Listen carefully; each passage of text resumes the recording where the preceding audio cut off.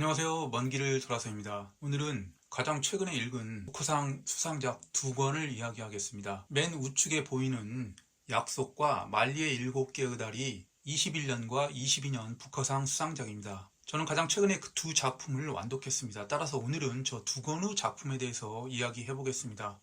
그런데 왜 이렇게 화면에 많은 책을 보여줬냐라고 물으실 수 있겠는데, 그것은 이왕 북커상 수상작 2권을 이야기하기 때문에 지금 제가 가지고 있는 모든 북커상 수상작을 다 보여드리고 두 작품을 이야기하기 위해서 이렇게 다수의 책을 진열했습니다. 북커상은 1960년대 말부터 매년 한 작품씩 수상하여 오늘날에 이르게 되었습니다. 물론 증언 등을 수상한 2019년에는 동시에 두 작품을 선정한 경우도 있었습니다. 그러나 대부분 1년에 한 작품을 선정하죠. 초기에는 주로 영연방 대상 작가 등을 수상자로 선정했으나 그러나 최근에는 영어로 쓰여진 작품 대부분을 수상자로 선정하곤 합니다. 이 작가의 국적도 다양합니다. 가장 많은 작가는 당연히 영국 태생이겠죠. 그러나 자유국가에서와 같은 트리니다드 토바고 출신도 있고, J.M. 쿠시와 같은 남아프리카 공화국 출신도 있고, 피터 캐리와 같은 호주, 아일랜드, 최근에는 자메이카 출신도 있고 미국 출신도 있습니다. 이렇게 국적도 다양하고 지역별로도 다양합니다. 인도계 출신도 최근에는 많이 수상자로 선정되곤 합니다. 이렇게 다양한 국적, 다양한 대륙, 다양한 이야기를 모두 담고 있는 것이 북커상 수상작이라고 말씀드릴 수 있는데, 저는 개인적으로 지금 화면에 보이는 약 30작품 이상 중에 20편 이상은 완독하였습니다. 제가 읽은 북커상 수상작들은 대부분 만족스러웠습니다. 그 중에서도 유난히 기억에 남는 소설은 가즈오 이시구로의 남아있는 나날, 나이폴의 자유국가에서, 이외에도 루미너리스, 예감은 틀리지 않는다, 다수의 작품들이 아주 좋았습니다. 켈리갱의 진짜 이야기도 무척이나 좋았던 작품이었습니다. 지금 오늘 소개하려는 두 책 이전에 가장 최근에 읽었던 셔기 베인도 아주 좋은 작품이었습니다. 이 스코틀랜드 태생의 패션 디자이너가 작가죠. 자기의 자전적 이야기를 담은 아주 훌륭했었습니다. 초창기에는 이 소설의 주제가 매우 다양했는데, 최근에는 페미니즘과 인종차별 문제로 그 방향성이 약간 전환된 것 같습니다. 물론 이 방향성도 시대 흐름에 따라 바뀌겠지만, 이를테면 증언들이라든지 밀크맨과 같은 작품은 페미니즘과 관련된 소재를 주 이야기거리로 삼았고, 배반, 오늘 소개하는 약속, 말리의 7개의 달과 같은 경우는 인종차별적 문제를 주제로 다루고 있습니다. 이상으로 전체적인 작품에 대해서 말씀드렸기 때문에 오늘 이야기하고자 하는 약속과 말리의 7개의 달에 대해서 이야기해 보겠습니다. 그 전에 이 두 권의 작품은 내용도 다르고 그 다음에 작가의 출신도 완전히 다릅니다. 약속은 남아프리카 공화국 출신의 데이먼 갤것의 작품이고, 그 다음에 말리의 7개의 달은 스리랑카 출신의 세안 카르나 탈리카라는 작가의 작품입니다. 전혀 동떨어진 것 같은 이 두 작품이지만 공통점이 있습니다. 그것은 바로 인종차별 문제를 다루고 있습니다. 남아프리카 공화국이기 때문에 흑인과 백인의 인종차별, 스리랑카이기 때문에 싱할라족과 타밀족의 인종차별이 소설의 주제입니다. 그런데 여기서 신기한 게 있습니다. 남아프리카 공화국의 흑인과 백인은 외모적으로 완전한 차별성이 구별되기 때문에 인종차별이 쉽게 일어날 것 같은 것은 예측할 수 있으나, 그러나 스리랑카에 있는 작은 섬인데도 불구하고 거의 인종적으로나 외모적으로 거의 비슷한 이 싱할라족과 타밀족의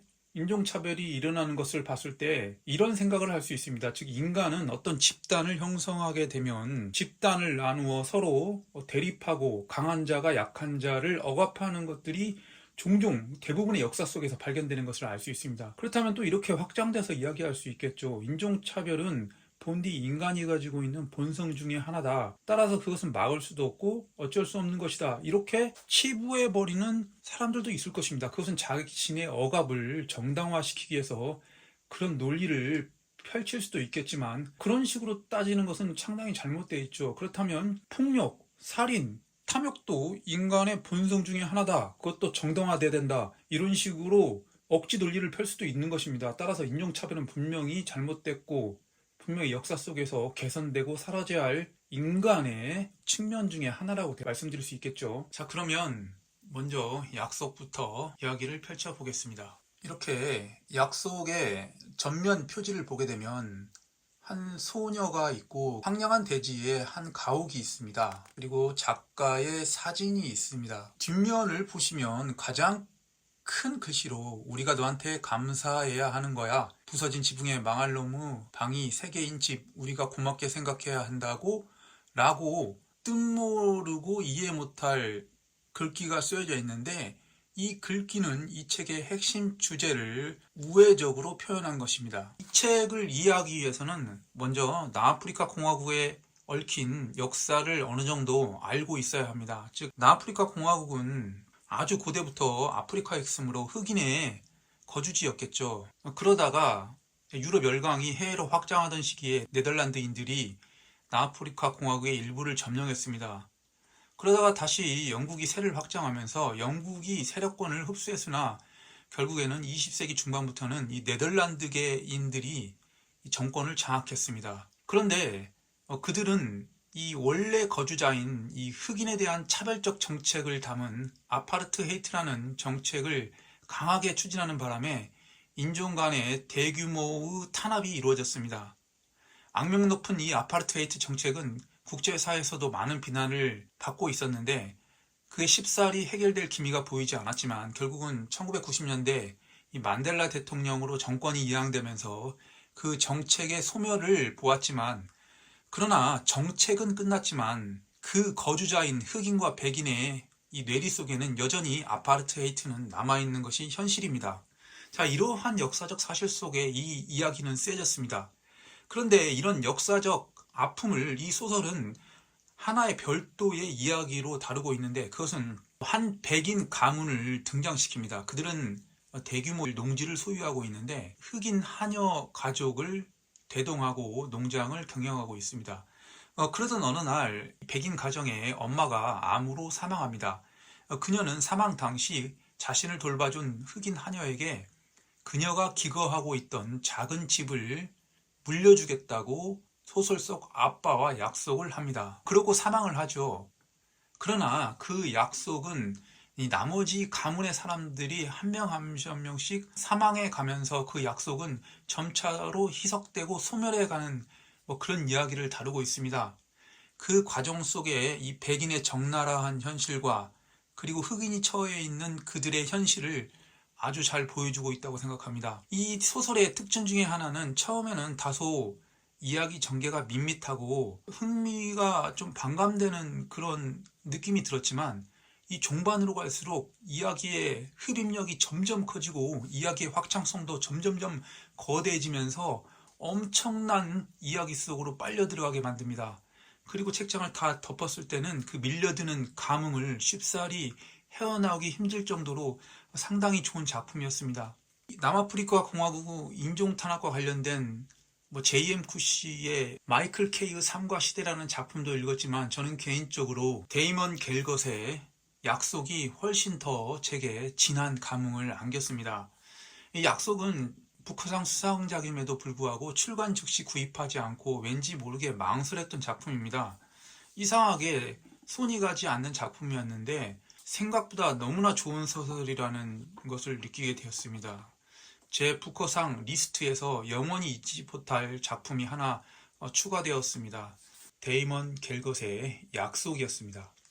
다음은 말리의 7개의 달입니다. 작가 이름이 아주 어렵습니다. 세안 카루나탈라카라고 합니다. 스리랑카인이죠. 저는 스리랑카 출신 작가를 처음 접합니다. 저뿐만이 아니라 많은 사람들은 스리랑카 출신 작가를 접하기가 쉽지 않았을 것입니다. 그 점 하나만으로도 이 책은 읽을 만한 가치가 충분하다고 생각합니다. 여러 국적의 작가 작품을 읽는다는 것은 여러 역사를 접할 수 있기 때문에, 또는 여러 지역의 사람들의 삶을 간접적으로나 맛볼 수 있기 때문에 이 자신이 가지고 있는 세계관을 확장시키는데 아주 유용하다고 생각합니다. 그런 점에서 이 스리랑카 출신의 작가를 읽는다는 것은 아주 희귀하지만 매우 좋은 경험이죠. 특히나 이 작품은 22년 부커상 심사위원 만장일치 수상작입니다. 이렇게 책 뒤편을 보시면 알리 말메이다, 주인공 이름이죠. 너는 유령이다. 현상하지 않은 필름이자 말하지 못한 말, 지워진 기억, 전해지지 않을 편지이다 라고 쓰여져 있습니다. 역시 굵은 글씨는 언제나 책의 함축적 내용을 다루고 있지만 책을 읽어보기 전까지는 이 말이 뜻하는 바를 알기는 쉽지 않겠죠. 이 책의 표지는 겉표지를 한번 벗기게 되면 이렇게 내부에 더 알록달록하고 상당히 매력 있는 디자인의 표지가 또 등장합니다. 뒤편에는 아무 글씨도 쓰이지 않고 이렇게 몽환적인 색상의 디자인이 나타나 있죠. 자, 이 책은 작가 출신도 특이하지만 작품이 부커상 수상되기까지 과정도 매우 특이합니다. 원래는 2015년경에 최초로 작품이 출간되었지만 별다른 주목을 받지 못해서 약 2번의 개정 과정을 거치면서 드디어 영국 영어권 국가에 알려지게 되면서 부커상 수상작에 오르는 기염을 토하게 된 것이죠. 이 점만으로도 이 작품은 아주 특이하다고 말씀드릴 수 있습니다. 그리고 작품의 본 내용도 너무나 특이한데 우선 작품의 내용을 이야기하기 전에 이 책 역시 이 스리랑카에 얽힌 역사를 이해해야 합니다. 자, 스리랑카는 원래 실론이라고 불려진 섬나라 국가였죠. 이 서구 열강이 해양 세력을 확장할 때, 그러니까 네덜란드, 포르투갈, 영국 등에 의해서 순차적으로 지배를 받았습니다. 그러다가 20세기 들어와서 독립국가로 출발했는데 국호를 실론에서 스리랑카로 바꿨죠. 문제는 외부 열강 세력이 물러났지만 내부에 문제가 도사리고 있었습니다. 그것은 부족 간의 대립이었습니다. 즉 인구의 대다수를 차지하고 있는 싱할라족과 숫자가 상대적으로 적은 타밀족 간의 내전이 발생했던 것이죠.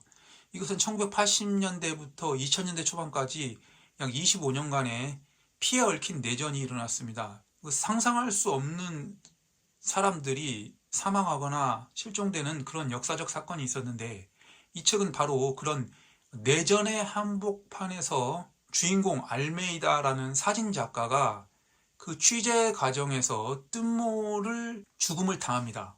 보통의 소설이라면 현생의 세계를 이야기하기 때문에 주인공이 죽어버리면 이야기가 끝나겠죠. 그러나 이 책은 환상적 이야기를 다룬 소설입니다. 즉 주인공이 죽었는데 그가 유령으로 환생하여 유령으로서 현실과 동떨어지지 않고 얽매여서 이야기가 펼쳐집니다. 즉 여기서 제목이 뜻하는 말리의 7개의 달이라는 것은 죽은 사진 작가가 달이 7번 뜨고 질 때까지는 유령들이 영원히 머무는 천상계가 아닌 중간계에 머무는 기간이 존재하는데 그 중간계에 머무는 7일 동안에 자신이 죽은 이유를 파헤치고 복수를 하기 위해 현생과 끊임없이 소통하려고 하는 그런 이야기를 다루고 있습니다. 물론 그 과정에서는 이 싱할라족과 타밀족 간의 내전에 얽힌 이야기가 연관되어 있고 그 다음에 여전히 남아있는 서구권 세력 간의 음모가 도사리고 있고 스리랑카라는 국가의 그 타락한 현실도 반영하고 있습니다. 이 모든 것이 총체적으로 환상적 이야기에 고스란히 드러나 있게 되는 것이죠. 그 문제는 이 이야기가 그렇게 만만치 않다는 데 있습니다. 일반적인 이야기에는 서술 과정에서 어떤 부분을 설명하고 뒤따라 이야기가 전개되는 데 반해 이 책은 설명이 전혀 없습니다. 그저 등장인물 등의 대사에서 흐름을 파악해야 되는 어려움이 있습니다. 그리고 또한 생소한 작법이 구사되어 있다 보니까 문장을 여러 번 읽어야 하는 경우도 있습니다. 그렇기 때문에 진도는 더디고 이야기도 난해하고 그 다음에 스리랑카라는 지명도 헷갈리고 등장인물의 이름도 어렵고 여러 가지 곤란한 상황이 있지만 차분히 한 장 한 장 넘기다 보면 어느새 작가의 이야기 속으로 깊게 빠지게 됩니다.